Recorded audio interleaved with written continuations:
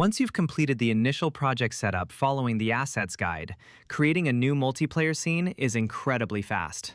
Let's start with a fresh scene. First, we'll delete the main camera, as we won't be needing it, and then I'll just drag in this environment prefab I've prepared to get our level ready in seconds. Now, let's open the QuickSceneSetup tool. Go to the Tools tab in the toolbar, select Fusion Template for Meta Avatars, and then QuickSceneSetup. Once this window opens, all you have to do is click Instantiate Fusion Setup for Meta Avatars.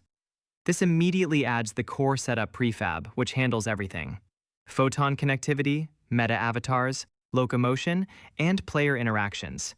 Everything is now connected and working.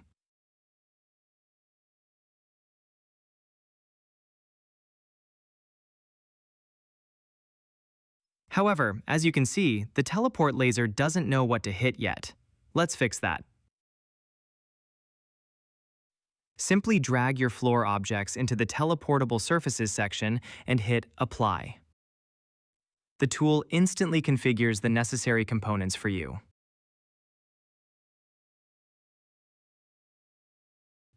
As you can see, we can now teleport around the scene without any issues. However, we can still teleport through the walls. To prevent this, use the Non-Teleportable Surfaces section of the tool for walls or objects that should block the laser. This will add all the necessary components to block teleportation through those objects.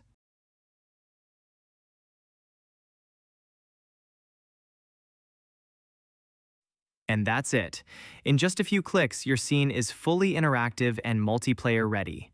Get the VR Multiplayer Fusion template for Meta Avatars on the Asset Store today.